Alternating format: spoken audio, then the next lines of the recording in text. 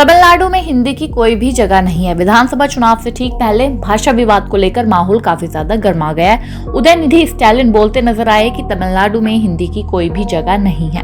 तमिलनाडु में विधानसभा चुनाव से पहले एक बार फिर हिंदी बनाम तमिल भाषा विवाद गरमाने लगा है। दरअसल डिप्टी सीएम उदयनिधि स्टैलिन ने हिंदी भाषा को लेकर सख्त रुख अपनाया है और कहा है कि तमिल को किसी के सहारे की जरूरत नहीं है। तमिल भाषा इतनी मजबूत और समृद्ध है कि उसे किसी दूसरी भाषा पर निर्भर रहने की जरूरत नहीं है। डीएमके ही वह पार्टी है जिसने राज्य में 2 भाषा नीति को लागू रखा और साफ कहा कि यह हिंदी के लिए कोई जगह नहीं है।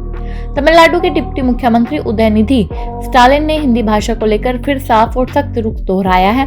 उन्होंने कहा है तमिलनाडु में हिंदी थोपने का विरोध कोई नया मुद्दा नहीं है, बल्कि यह लंबे इतिहास और आंदोलन से जुड़ा हुआ है। उदयनिधि स्टैलिन ने बताया कि सबसे पहले हिंदी विरोध आंदोलन 1937-1938 में समाज सुधारक पेरियर ने शुरू किया था, जब स्कूलों में हिंदी को अनिवार्य बनाने का फैसला लिया गया था।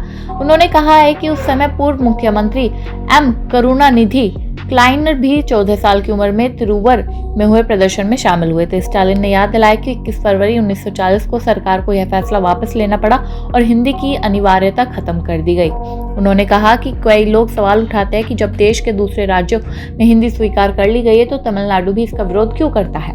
इस पर उन्होंने जवाब देते हुए कहा कि तमिल भाषा इतनी मजबूत और समृद्ध है कि उसे किसी दूसरी भाषा और निर्भर रहने की जरूरत नहीं है। डिप्टी सीएम ने द्रविड़ आंदोलन की भूमिका पर भी जोर दिया। उन्होंने कहा कि डीएमके भी वह पार्टी है जिसने राज्य में 2 भाषा नीति को लागू रखा और साफ कहा कि यह हिंदी के लिए कोई भी जगह नहीं होगी।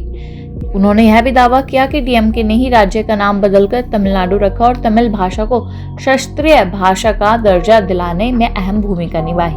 उदयनिधि स्टालिन ने के इस बयान को लेकर तमिलनाडु की भाषा राजनीति और केंद्र राज्य संबंधों के संदर्भ में अहम माना जा रहा है, क्योंकि राज्य में लंबे समय से हिंदी विरोध और क्षेत्रीय पहचान का मुद्दा काफी संवेदनशील रहा है और आने वाले समय में तमिलनाडु में चुनाव भी है, उससे पहले ऐसे माहौल गरमाना सही नहीं है।